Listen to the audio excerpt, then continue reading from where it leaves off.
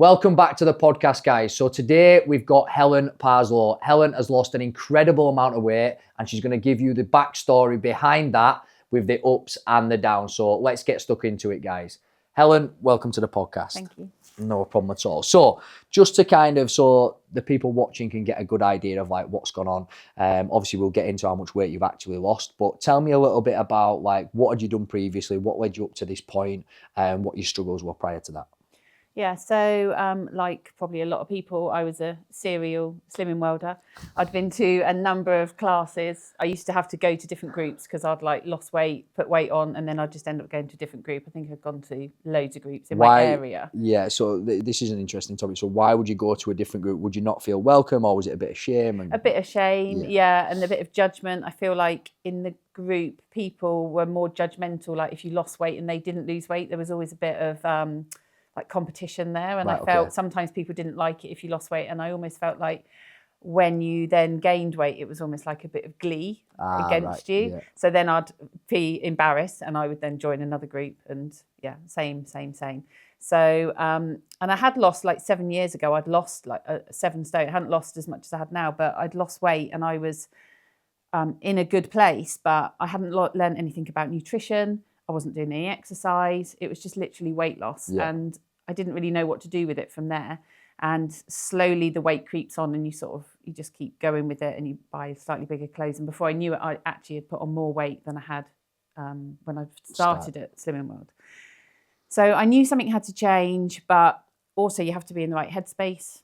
Definitely. For it. And you've got to want it yourself. Like no matter what you think, you have to to commit to it, you have to be in the right headspace. So I followed Gemma for years, through Slimming World and everything. And I saw her pictures drop and I looked at your profile. But to me, I was thinking, oh, I'm never going to be able to afford that.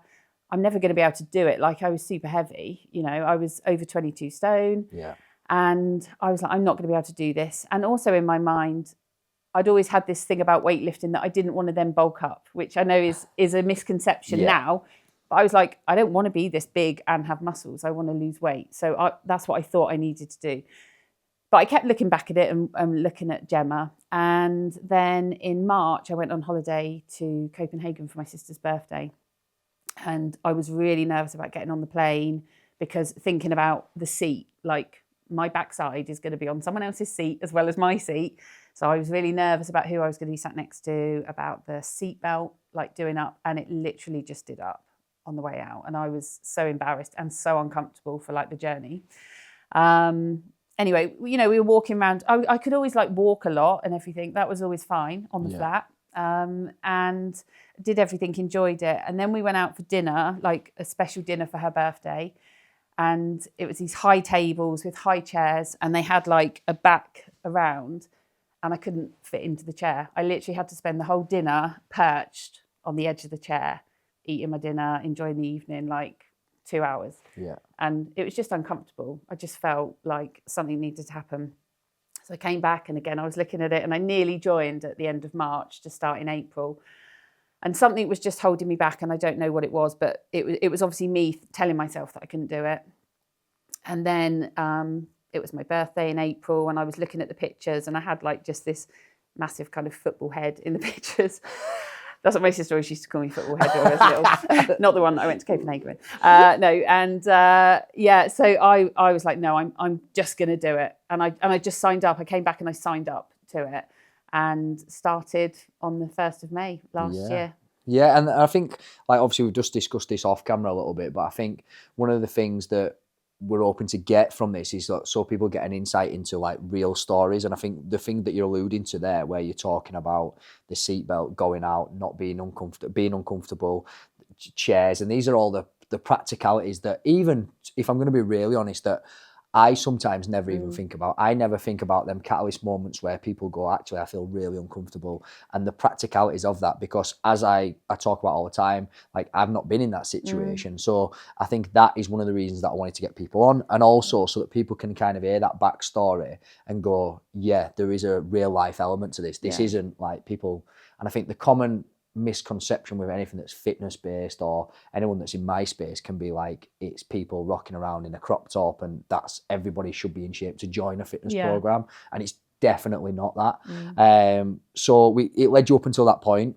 Yeah, and sorry, just go on that bit as well. It was when I would go out with friends and I'd be like, oh, what are the chairs going to be like? I sometimes used to look at pictures of the restaurant to see what the chairs would be like, because if they had arms, I'd be like, that's going to be awkward. And one of my friends said, I remember you walking into a place and I had to say to her, I need to sit in that chair without the arms. Can you sit in this one? Because, yeah, you know, and like you said, she was like, I hadn't even ever considered that. I remember, like, obviously them kind of practicalities, but I also remember speaking to one of my clients recently, and that was the big catalyst for her, was like, everything had to be controlled. So she just felt like every time she went out, every time she had a photograph taken, she had to literally pre-plan where it was going to be, where the table was going to be, how much of her body was going to be in. And she said it just becomes so tiring. And again, I like, that is the reason behind the podcast, is so people can hear that and go, do you know what? I feel exactly the same. I want to take action, because, like I said, the misconception is that people come and you have to be in shape to start, and it's just not true. Yeah, it's just not true. So, talk to me a little bit of like getting started. So, obviously, you've took that leap. You obviously got in touch. You've got started. Obviously, you are considerably heavier than you are now. What did that feel like to get started? Yeah, I was really nervous. I joined up to the home edition first because I definitely did not have the confidence to walk into a gym, and it just felt intimidating. Yeah. And, you know, knowing that I only had to buy like a set of dumbbells, a kettlebell, and I already had scales, obviously. You know, it wasn't a lot of outlay. So I wasn't already thinking that I was going to fail, but I was also thinking it's not a lot of expense I've had to pay out for this. And I remember joining like the welcome call, and just, I was so nervous because I didn't know anything. And I know now you always say to us, what will you say to the new people? And now I can say, like, just trust the process, you know, follow the schedule, blah, blah, blah. But the unknown is just, it's like quite daunting, especially when you haven't done it. And I was really nervous about the workouts. And I remember when they first dropped and I was like looking at them, and I was like, what the hell is a walkout? Like, and then I don't know what it is. I might have to take that out, because everybody focuses in on that. Because it's so difficult, though. Yeah, well, and again, it's like, well, we say to people, don't we, obviously, when you might have done the same, people get in touch and they're like, I find this really difficult. I'm like, well, just miss it.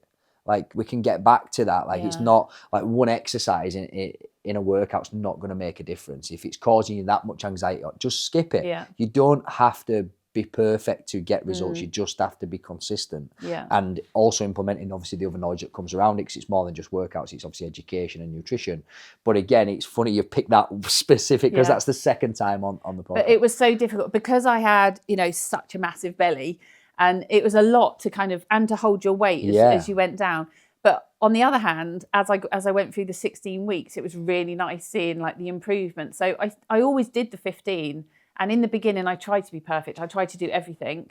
And then I used to hear people saying, oh, no, I couldn't quite do that. So I spoke to Joe and he slightly adapted it for me. Like with lunges, say, oh, you know, you can hold on to a chair. And I was like, oh, there was me trying to be all perfect. So it is really good that you can adapt them. But I tried to do everything. And yeah, I actually liked seeing the improvement of the walkouts. And even then in phase 2, when I joined the gym, like I was like, oh, I'm much quicker at doing these. And it was almost like a bit of a competition with myself to get quicker at doing them. Not like to keep the form and everything, but to get quicker and improve.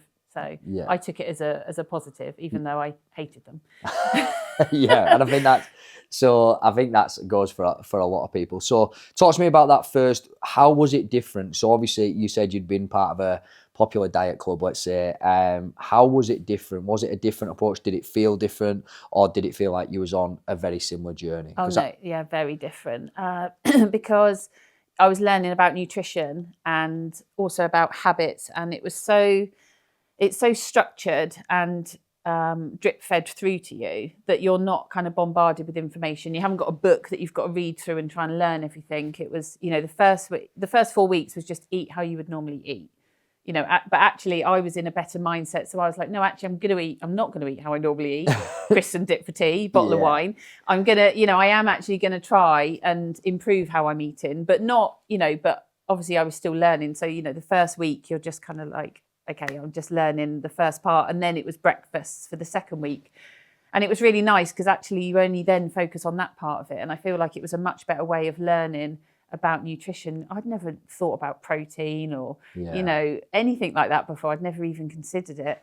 And it was also nice, you know, you got your, when you got to the point where you get your calories, you get the calories, but you're not told what to eat. It's all up to you, how you spend your calories. And that was quite nice. I enjoyed that part of it as well. Yeah, I think going back, one of the, again, it comes in both forms. We get a lot of feedback about the initial 4 weeks. So we get some people like yourself, it's like, it was really empowering, like learning how to structure a meal, taking accountability. Obviously the food diary, which for me is massive. Everybody takes a photo of everything that they eat and drink so that I can review it at any point. Rather than people just going, oh, well, I've tracked it and I don't know why it's not working, but I can't actually get eyes on the food.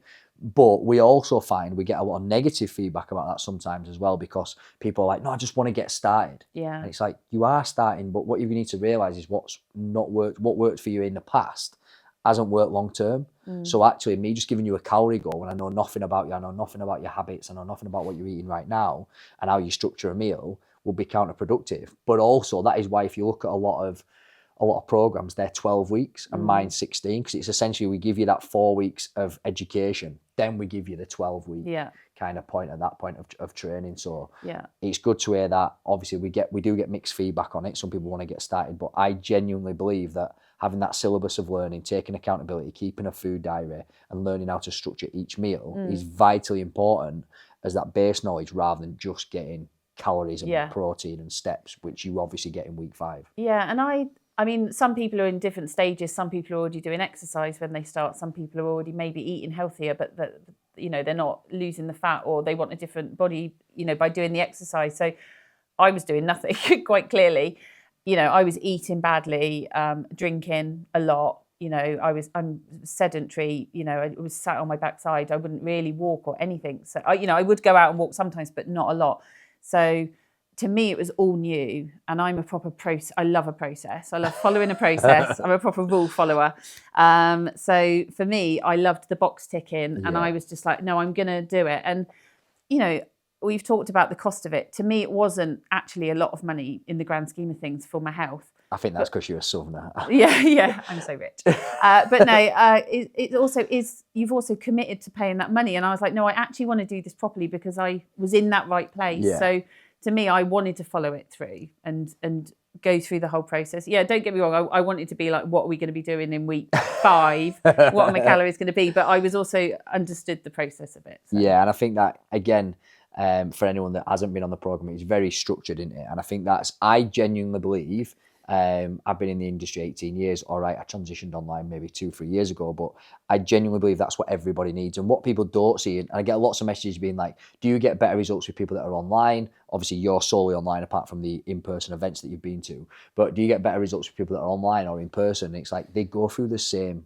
coaching. So everybody goes through the same syllabus of learning. Everyone goes through the same amount of accountability, the same check-in process. The only difference is they work out in a gym or they work out with me. That's the only difference. Everybody else goes through that same coaching. And I think that's what they fail to recognise, is actually this is like a syllabus of learning, because that's what I recognised 11 years ago, that people didn't have a syllabus of learning. They were going to the gym, they were having a PT, they were working out for an hour, but then they didn't know anything else beyond that. Yeah. Or they was then using, let's say, a popular diet club for the nutrition, but then using a PT for the workouts. And I was like, well, there's something that needs to be filled in. And that's where obviously the app come in, the tick list, and then the habit coaching. Yeah. So talk to me a little about the first 16 weeks then. So you did all this first 16 weeks from home. Yeah. What was the results like? And what do you think the biggest catalyst to you getting them results was? Yeah, as I said, I threw myself into it, and that involved like the community. So we had a group on the app for the people that had joined the home edition for May. So that was a really good support, but also the inner circle and Instagram. I was, making sure I was taking the time to follow people on Instagram that really, a part of the program that I was inspired by, because you can get really distracted by people that are maybe doing different things to what your goal is. But I just really tried to tick every box off and follow it through and integrate myself into the community, because I felt that that's what I needed to succeed. obviously you're talking about the community. Yeah. And I think it's fair to say you have thrown yourself in at the deep end. Like your first event was the Coniston Old Man. And that was probably, obviously, like I say this all the time to people, like every time people engage, they either come on the support calls or they put their hand up for help or they reach out and ask a message. For me, every single time someone does that, it's them repeatedly putting their hand up for support. And obviously at that point you feel like you can connect better with them and support them better. Some people want to be left alone, and you have to really judge that as a coach and see which people have signed up just for a bit of accountability, see which ones that want coaching, want engagement. And I think at that point was the first time that I would say, obviously you're one of the JD training OGs now, but probably the Coniston Walk was the first time that you really came onto my radar as someone that was wanting to embrace everything. Yeah, because I used to join the weekly calls. So whenever I could, I always joined the weekly calls because I found them really interesting. I always had my camera on, but I never said anything. Yeah, I literally just listened. I think that, yeah. And I do try to get people to put the camera on because I like to visually, obviously I worked in person for years, so I want to visually see people. And I want to see the reaction as well, because I get a good idea of when I'm delivering education or I say certain things and I can say some mad stuff, as you probably agree with. And you can watch people's reactions and you go, right, this is hitting home, this isn't hitting home, I'll move on or I'm going to go deeper into this subject. But I think, I remember that you were on the calls, but never really said much up until Coniston. Yeah, so I've got some friends in Whitehaven and I was actually going to be up that weekend seeing them and my goddaughters. And I was like, it's obviously a sign. I believe everything happens for a reason. And I was like, it's a sign, I've got to go. And I was super nervous about it because I was obviously on my own. And I remember driving from Whitehaven and I was shaking and I was thinking, oh, I hope the car park's not too busy because I don't want to have to park in front of everyone. And it's just like all these random things were going through my head. And I pulled into the car park and Carol waved and Gemma waved and I was like, oh, okay, all right. And there's loads of spaces, so I'm okay. I can park without looking stupid. And I got out of the car and they embraced me. You didn't. You were like, I think that's a common thing. Yeah, I think, that is a common thing. I think a lot of people obviously say that and they're like, I'm not a hugger. No, I'm not really a hugger. I get better with time, but I'm definitely not a hugger. But that was fine. And I was like, I was really glad I'd gone. And there was obviously a lot of more in-person people, but there was some other people that had travelled up. Andrea being one of them. So she was on the intake previous to me. I'd seen her on the calls, but we got chatting and she walked up with me. And quite quickly questioned my life choices. I think for me, it was absolutely massive. Not only, first and foremost, and I've got to say this time and time, it does blow my mind that people are willing to travel. And obviously you travel from the South Coast, which is insane. Sometimes blows my mind. And we obviously really appreciate the support. So that was the first thing that stood out. I was like, wow, like people are coming from the South Coast to get involved. Because it was I think the thing to recognise about it was very new for me. Yeah. This online community, like obviously you could see the community was already moulded in person, but the actual online element was very new to me. And the fact that people were willing to travel and they were buying into the online, which was always my worry, is will people buy in online? Can I build a community? Can I connect with people? But then when obviously the first thing that was apparent is obviously you come up from the South Coast, which was massive.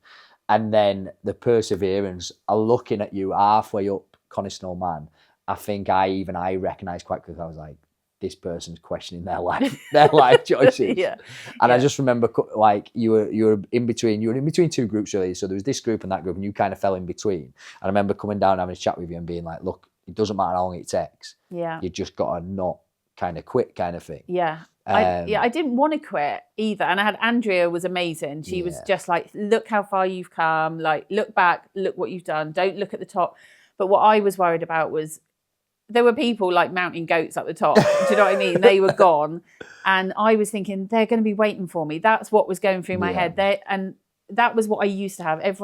What I thought everyone was thinking about me. And I'm much better now. It's not 100% gone, but previously that's what I used to think. Oh, what do they think of me? Oh, I'm going to tell you what you think of me. And I always used to put myself down because I thought, well, if I put myself down, you don't have to say it. So I was thinking, what are they thinking when they're at the top? Whether they were or not, I don't know. Maybe some of them were because it was cold and it was wet. And I genuinely don't think they were. I think what happened quite quickly, and you'll probably vouch for this, is actually once we got to the top and then we got onto that flat bit, is actually you weren't in the back group then. No. And I think that was when you first kind of came onto my radar because I was like, this girl wants to make a change. Like, Yeah. this girl really does want to make a change, and she's drove up from the south coast. This is how much had you lost by that point? So how far were you in? I thought I was amazing because I'd lost 29 pounds, which, don't get me wrong, was really good. Yeah. But I look back at the video that we did then, and I was like, but still football head. £29 is Yeah. £29 is like is a lot of weight. Yes, over 2 stone. It is a lot of weight, but I think you were still heavy. Yeah. And I think you were definitely feeling that incline. But it was the fact that you was like, yeah, that's fine. I'm going to stop and have a rest, and like, I'm going to keep going. And I never thought at any point, and this is hand on that, I never thought at any point that you wouldn't do it.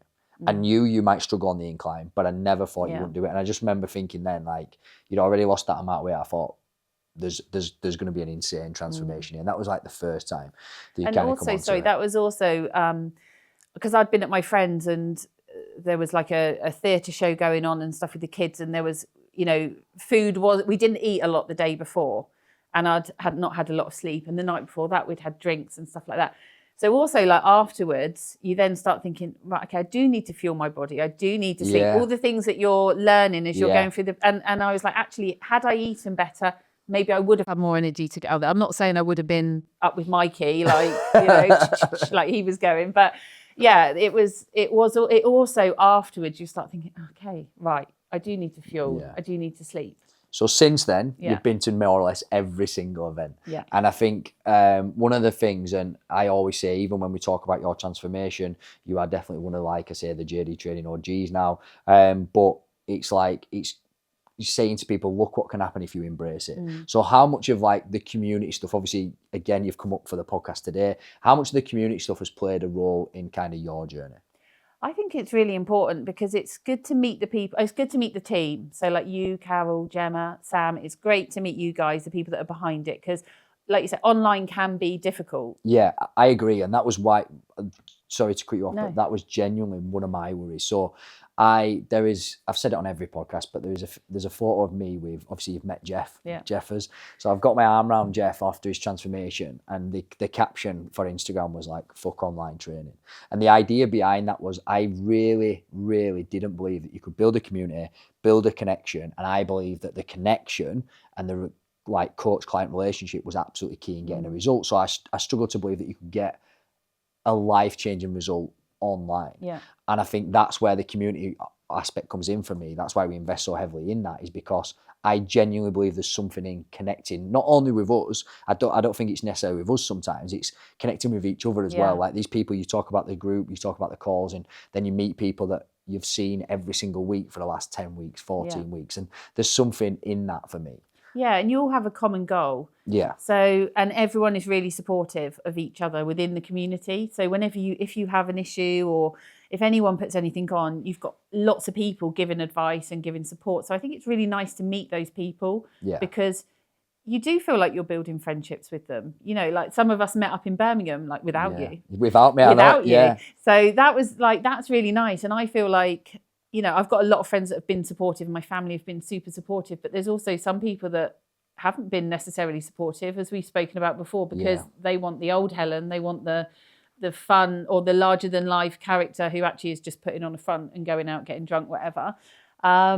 Whereas actually I've got the support from people I hadn't met before. Yeah. So I really like going and connecting. Like Andrea, she was on my first event, and then I see her at all these Every different events, and it's just so nice to just reconnect with her again, and they just support me through the messages that I get, even if you just put a gym post on in the morning, which for me, I'm just putting that on for myself, I'm not putting it on for lots of comments, but just to kind of acknowledge that I've done it. And they're all like, well done, or if you hit a PB, it's just really supportive, and that gives me the boost. And after a community event, I'm like super energized. I do sometimes have a bit of a come down from it afterwards. And that's something again we've all spoke about offline, off camera and offline, haven't we? Where I think even myself, and I've said this before, is sometimes I come away and be like, why am I focusing on business? Why am I focusing on marketing? Because when you have them events, it's like, this is what it's about. Like, as we've been in the gym this morning, that's what it's about. Yeah. That's where I thrive. That's where I enjoy myself. That's where I feel you connect with people as well.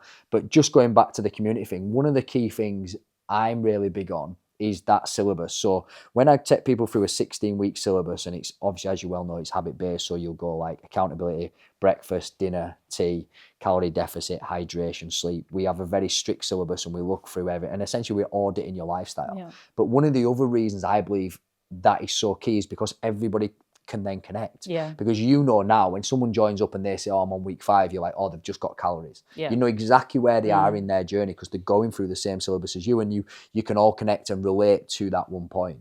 Yeah. And then let's talk about this because we spoke about it this morning, didn't we? Let's talk about, because I hear it a lot in the fitness space where either coaches or mentors will be like, you have to let go of your old life. And we've spoken about this, I don't necessarily think that's true. And I think sometimes people can look at people and be quite negative towards them and be like, you're not as supportive as I want you to be. And I think, like we just said off camera, like sometimes that can be not because they're not supportive, but actually because they want that old version of you. Yeah. And that old version of you is meeting some needs in them. And they're scared if you change, that actually you might not be that person for them, and then they might lose a friend or a friendship group or someone that they have them events with. So talk to me a little bit like that. Have you found that, like, how's that kind of changed? Have you slowly had to adapt into a different person? Have you maintained friendships? How's that worked? Yeah, no, I've maintained friendships, but I think the kind of premise of them has changed. So I threw myself into this, and I was like, I'm going to have to be really careful what I do, because I was going out drinking, or whenever I went and met up with people, it would always involve alcohol. Yeah. And I had to rethink what I was doing. I was so strict with my calories in the beginning. Like, I think that shows, didn't it? And we discussed that this morning, where the position you were in, obviously you've lost over £100, and the position that you was in,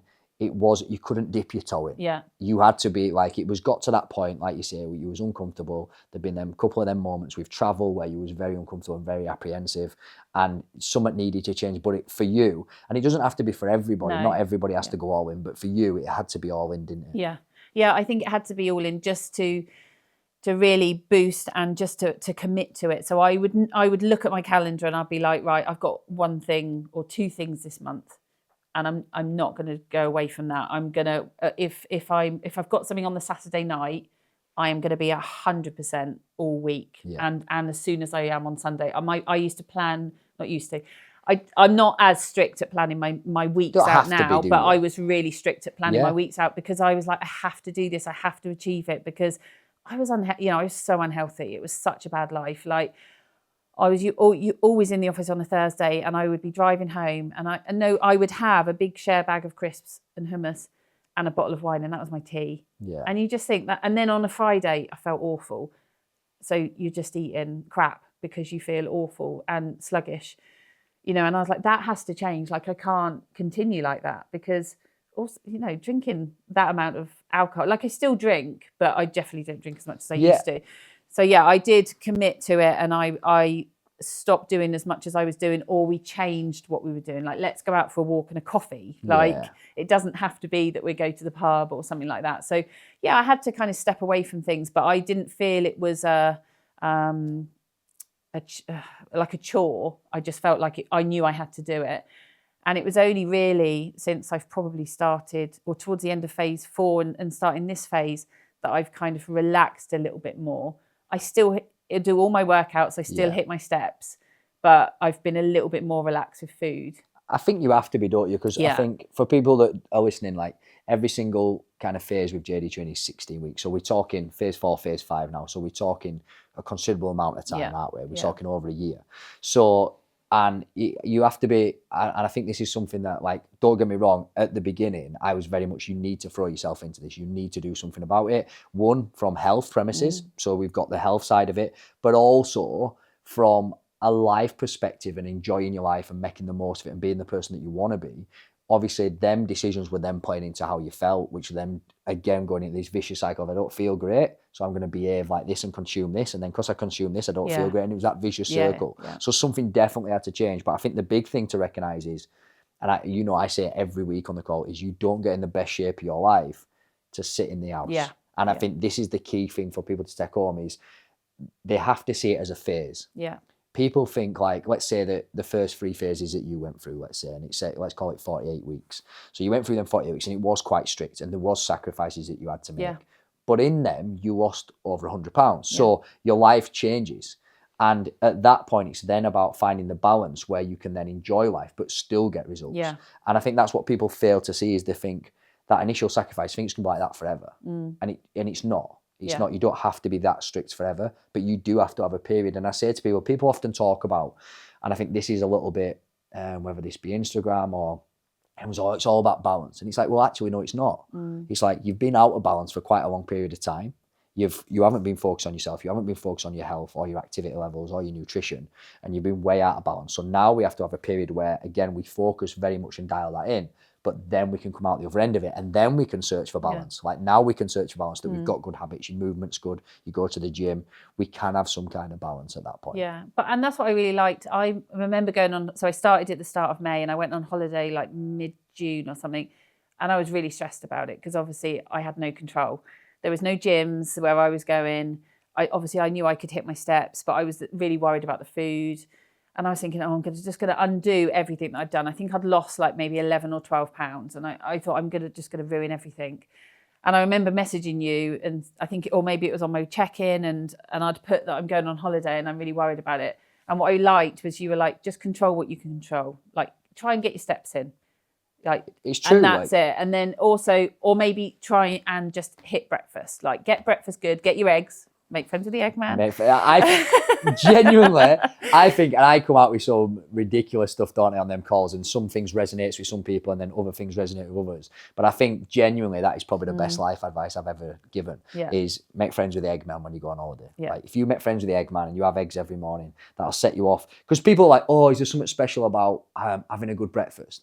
Well, actually, if you're looking from a nutritional standpoint, no, there's nothing special. But there's definitely something, as we know from training this morning, there's definitely something special about starting your day off as you mean to continue. Yeah. There's definitely something in that. There's definitely something about making a good choice with breakfast. And I would argue there is definitely something in if you decide to make a bad choice at breakfast, it's probably going to go on to be a bad day. So if you make a good choice there, generally 9 times out of 10, you've controlled your steps, you've controlled the egg man, and bang, we're into like a bit of a good day. Yeah, and I was definitely more mindful about what I ate. Like, some of it was like set menus that you didn't really have much choice over. But I think I put on 3 pounds while I was away, and I was really chuffed with that because I was like, in my diet phase, I could have put that on in like easily in a week, just being at home. And, you know, even more recently, I had a really busy September where I was away with work for a couple of weeks and then on holiday. And again, I was just overthinking it. I remember that one. Yeah, and you said to me, like, don't think about what you can't do, think about what you can do. And a lot of it is about mindset, isn't it? About like just reversing what you're thinking and trying to put it into the positive. So, you know, when I had September, I had put some weight on, but actually the week I had in Spain, I come back £0.5 pound lighter. And so it is like, I thought about what I can do. Yeah, I can get out and do my steps, and I can drink lots of water, and Exactly. And we talk about, I say it all the time, and it's definitely not come from me. I worked with, as I tell you guys all the time, I worked with Paul Mort, and it was Paul Mort that was like, essentially was like, where your attention goes, your energy flows, and your results grow. So if you focus on, I'm going to be completely out of control, I've got no control of my food, and you tell yourself, essentially we're nothing but the stories we tell ourselves about ourselves. But whereas if you go and you go, right, I can control my hydration because I can have water all the time with me, and I can have it at the apartment, whatever. I can control my breakfast, even if I eat, especially nowadays where you can just get a protein bar. And I can control my activity levels. And obviously we'll get into like what you've been doing recently, but obviously you've started running as well. And if you take your running trainings, you can run anywhere. All right, it might not be as flat, but we can definitely run anywhere. So if you focus in on them elements, you're going to go away, you're going to feel in more control, and you're going to take actions that align with the person that you want to be, rather than going away being like, I can't control anything, so I'm going to start the journey with a bottle of Prosecco. I'm going to have a croissant at the airport. And before we know it, we've gone into like 7 days of self-sabotaging. And I think that's what's important. So let's talk about the results then. So talk to me about where you were at when you first started and where you're at like right now. Obviously, we've just been to the gym this morning and put a workout out, so anyone that follows me on Instagram can see that. But talk to me about how that changed and like what you enjoy, what you don't enjoy, and everything in between. So I did the first 16 weeks home edition. And as I was coming to the end, I knew I was going to continue. As I tell you, like, I'm literally never finishing. I need like phase 428. But I knew that I would need more of a challenge than at home, because also I didn't want to like invest a lot of money in buying stuff for home, and I knew I needed more to challenge myself. So I took a huge leap to join a gym, which was massive. Like, and it is for a lot of people, isn't it? Like a lot of people that have come through, like, let's say, popular diet clubs, they've then joined and then they start working out from home and they start getting comfortable at home. And then I'm like, right, we want to focus on the next phase. Can we get you into a gym? And you were, to be fair, you jumped and you went phase 2. A lot of people, it takes them like phase 4 before they then jump in a gym. Yeah. And I remember I joined just a gym group, and you have an app and it tells you how many people are in the gym. And I remember looking at it throughout the day going, oh no, there's too many people. There's too many people. I didn't even know how big the gym was, but I was like, there's too many people. And I ended up going at about 3:30 in the afternoon. I took a really late lunch and went to the gym. And it actually was walking through the door. Again, it was mindset. Like, walking through the door 100%. Was the hardest part. And, you know, I was already like, oh, I don't want to go in the big boys area. Now I'm like strutting in there, like, hi to all my little regular people. Friends. Yeah. Well, not so little ripped, but no. I'm always like, hi to everyone. So I feel like I'm a regular, and people come up to me now and they know me and they're like, oh, where were you last week? Yeah, Are you okay? Sort of thing, you know. So that's really nice. But yeah, I was like, I'm gonna join the gym, and I was super nervous, and also about using the equipment. But the good thing about the app is you do have the instructions on there. You have the written instructions, you have the videos. But actually, my first week of phase 2, I was up in Keswick on holiday, and you very kindly invited me to have like a one-to-one session. And that was like the best thing I did. So if anyone comes up here, I would like highly recommend it. Yeah, and I say that all the time, especially now. Like, obviously, you've probably seen the growth in JD training since you joined. But I think especially now, like, people think they're joining a brand, and they definitely are, and I'm very proud of the brand. But it's just me. Do you know what I mean? Like, it is a brand, and we have got Carol, and we've got people that are involved, my partner Sam, Gemma. But essentially, what people forget is it is me. So if you are coming up here, like, I'm not an influencer, and I say that all the time. I'm quite to the point. I always mention that on the welcome call. Like, I am just your regular guy who loves going to the gym, got 4 kids, and like, if people are in the area, it blows my mind that they wouldn't get in touch. Yeah. And that's one thing that, like I say to people, if you are here, obviously we had Janet last week, and obviously you and Danielle are going to be on the Sunday call tonight live from here. And I think, like, definitely if people are in the area, because it is a common place that people come on holiday in the UK, is get in touch, come down. Even if it's like a one-to-one on like how to do a deadlift, how to do a back squat, how to do a kettlebell swing, whatever it may be, is just come and like get some instruction on it. Yeah, and I think, well, for me, I was a bit like, are you busy? Like, are you too busy? I didn't want to take up your time, because, you know, it is, like you say, it's you doing it. But to be fair, I love an excuse to get off the laptop. Oh, I've got to go to the gym again. Sorry. Like, I Helen's up. Yeah, and that shout out to my business mentor. He'll probably agree with that. He's like, no, you need to do more business, and I'm like, I don't really like that. I'm going to go to the gym. Yeah, but it was good because we did the chest press. I'd never been on that before, and I think it would have taken me a little while to use that. And we did the trap bar, and you just gave me some technique and just gave me a bit of confidence, so then I could go back into the gym. And now I'm on my 4th phase of the gym, and I'm really seeing like the changes, but also like going with you this morning is also good because it just gets you thinking again about what you're doing, about your technique, and also about pushing yourself, like, you know, to do a bit more than you think you can, because that's what you don't always do. So yeah, and I think that's the thing that, and you'll often hear me say it on the calls, but people don't really see it until it's in person, is there's a big difference. And do not get me wrong, we all fall into it at times, of training and training with intent. So when I listen to people and like, oh, it took me an hour and 10 minutes to do the workout, I'm like, what were you doing? Like, if I go with someone and we're deep in conversation, then yeah, we might do. But actually, like, it's not going to take us that long. Yeah. Like, because we're training with intent. And I think that's what obviously we realised this morning when I was like, no, just keep putting weight on, let's do this. Like, no, get lower into that squat. We training with intent, we're going, we're doing things properly. Yeah. And we're challenging ourselves, because that's how we see results, is progressive overload. So what have the results been like? So where were you with the results before? So obviously we've discussed it before. Like, what's the total weight loss, and what would you say has been the biggest, aside from the weight loss, what's been the biggest achievement? I think the weight loss is about 108 pounds now. But for me, it's just like my mindset change, I think, has been, and like going from not liking what you look like to, I'm not saying, I'm 100% perfect, but I look at myself and I'm like, I can see the difference. I can see the results. I can see the change. And that really motivates me. And I feel that I've learned so much about nutrition. Obviously, I'm never going to know everything and there's a lot to learn, but just about fueling my body, like I was talking about before, like not knowing how to fuel your body and now fueling my body to do the exercise and actually enjoying it. I like going to the gym. I do hit all my workouts. I haven't felt well this last week, but going to the gym made me feel better, like in a mindset wise. Not, I was going through tissues like they're going out of fashion, but I was also, feeling better for going. And I thought normally I'd have been like in bed, snooze, and then, as we said this morning, that just, your day just starts off badly then, doesn't it? And you're sluggish all the way through. Yeah, I think that's the biggest thing I've seen is, and I will mention it, even though it kills me to do so because people know my opinion on running, but the biggest thing I've seen is definitely that difference in your, obviously the weight loss is incredible.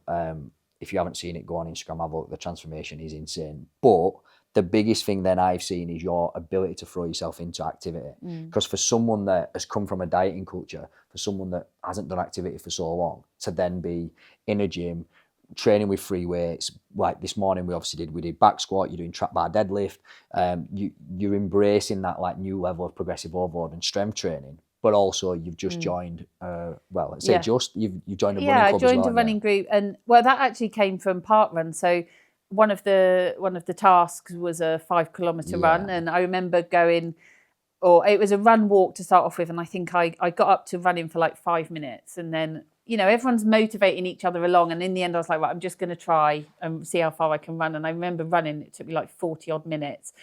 I was proud that I'd run for that long, but it took me that long to run it. And then Donna was saying, one of the originals. Yeah, shout out to Donna. Yeah. Donna's going to be going on her own little journey in a bikini and a high heels, so we'll keep that in there, and hopefully we'll go down and see her when she does compete. Yeah, so she had said to me, like, you should do a park run, because I'm not a huge fan of running. Like myself, I don't necessarily enjoy it. I don't want to be doing marathons. I don't want to be doing running 10Ks, but I quite enjoyed like park runs, so all that part of it. So she said, join a park run. So I was like, okay, I'll do that.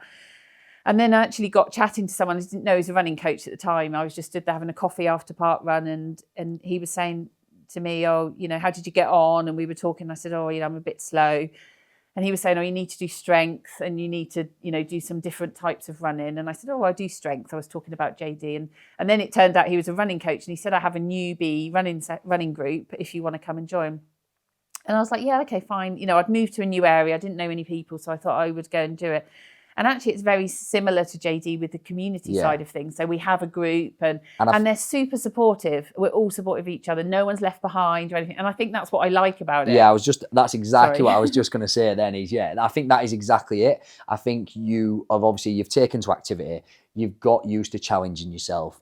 And then now, you again, same as coming to the events, you were literally starting to embrace that community aspect. And I think, again, as people know, people in the beginning of their journey, I'm not a big fan of running. But actually, as thing goes on, and I say this all the time, embracing that new version of yourself is you then get friends in and around different stuff. So like you said, with your other friends, you might say, let's not go for a night out, let's go for a coffee. Yeah. But once you start making friends where your friendship is actually based around activity, that new version of you becomes very real then, doesn't it? Yeah. You've kind of, and this is I say this all the time, but the reason I get people to share their progress pictures online, if they're open to doing so, is kind of putting that out there to the world of like, this is me now.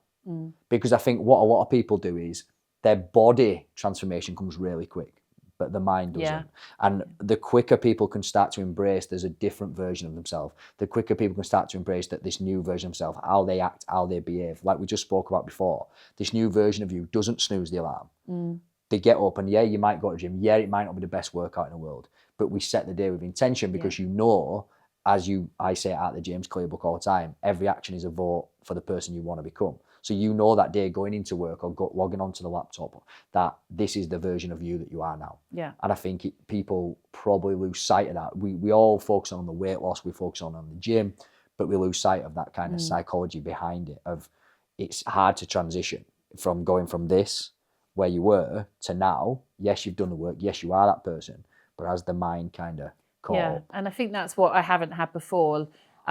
It's almost seemed like a quick fix and you get to where you need to be, but then you're kind of on your own. You don't know what you're doing. Whereas now I feel like, it's just evolving all the time. Like I'm improving myself all the time, and then it has a positive impact. I definitely feel like I'm calmer at work, 100%, and around certain situations. I'm not always calm, don't get me wrong, but like I do feel that I then handle things differently.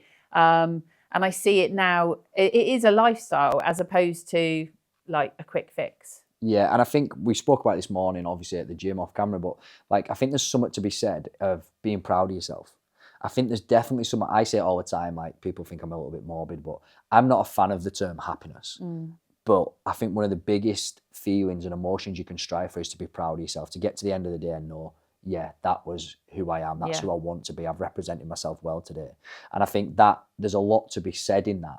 And like you say, for me as well, and this is one thing I can say, is when I had kids and I started to try to, I'm not there yet, but I tried to mold into the person that I wanted to be, you do go into things different. You do respond different to different events because you're like, actually, no, like, I'm proud of myself. I know who I am. Yeah. Whereas when you're actually sitting in the back of your mind, like for me, I'd never reached my potential. I'd self-sabotage, and then like talking to yourself, like obviously you're talking about the diet, and you were like, I'm not comfortable, but I'm pretending I am. And when you're living with this kind of being this person because you have to be outwardly that person, but internally like, I'm not happy. Yeah. That obviously it does come through into everything else. And I say it on every single podcast. Like I've said, I genuinely believe, of course I am biased, but I genuinely believe getting in the best physical and mental shape of your life is essentially the gateway to improving every other avenue, whether that be a relationship with yourself, relationship with a partner, relationship with friends, family, or even your career. I genuinely believe that. Yeah. And I think it would be hard not to improve in them areas when you're really happy within yourself. And I think that's definitely something to be said in that. Yeah, and I am proud. I can say I'm proud of myself. And I never if you're not now, you got something wrong with you. Yeah. But like I never used to post pictures. I think you said it to me when I started then sharing pictures of me at the gym, or it's massive. I wore a vest top. I wore shorts. I mean, God, that's like crazy. I'm still not 100% comfortable in that, but you do, and all of the community are like, even this morning, Kelly, JD Trading, she said to me, I hope you're proud of yourself. I hope you can think of yourself that you're proud. And I was like, actually, I am proud of what I've achieved, because it's been a slog and it's not been easy, and I don't want people to think it has, and I certainly haven't been perfect either. I think sometimes, I have had that said to me, you're just perfect all the time. And I'm like, I'm not. I never share my food. I never put posts of my food on. So I don't put my food when I'm being good. Yeah, actually, I do quite often put food if I've gone out for dinner. But I'm not if I am sat there with a bag of Percy Pigs, I'm not going to put that on, because I haven't put on that I've eaten eggs and whatever through the day. But I always put my workouts on, and I'm always doing my workouts and my steps. Yeah. So, and I think that's obviously the biggest change. So just to kind of conclude then, kind of what would be your advice to someone that's thinking of joining, and what's been your biggest takeaway from your journey so far? Well, anyone who's thinking of joining definitely should.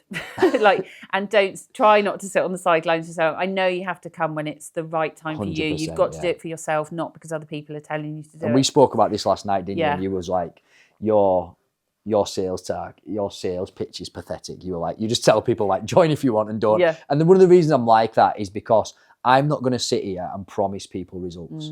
I have got a portfolio of results bigger than I believe anyone in the UK. But that is because all my clients have come ready to work. Yeah. It isn't a magic formula, is it? Like, as you well know. Yeah. It's not a magic formula to get results. Yeah, and I think that's it. So I would say join, but you have to commit to it. You have to throw yourself into it. You have to be doing it for the right reasons.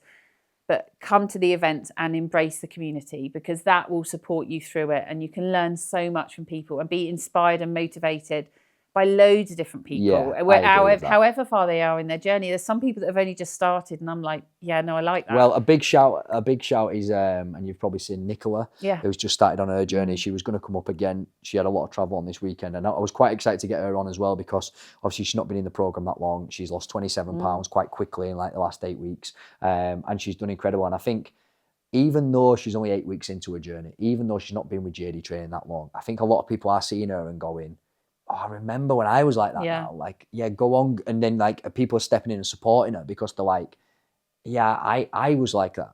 And I think, so yeah, it doesn't matter where someone is on the journey, they can be still motivating and inspiring to watch, can't they? Yeah. And it also, sometimes it's good looking back, not, I say look back to how far you've come, but also look back and go, yeah, she's at 8 weeks and she's done this. And then you're like, okay, maybe I've had a couple of weeks where, and then you're like, right. Let's get back on let's get back on it. So, but I think just, embrace the community and just throw yourself into it and just get as much information.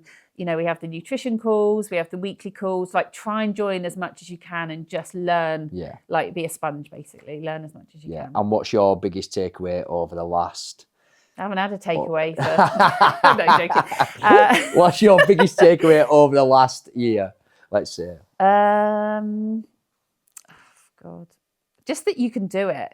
Like I could do it. It was, I doubted myself in the beginning, and that was the mindset I was in.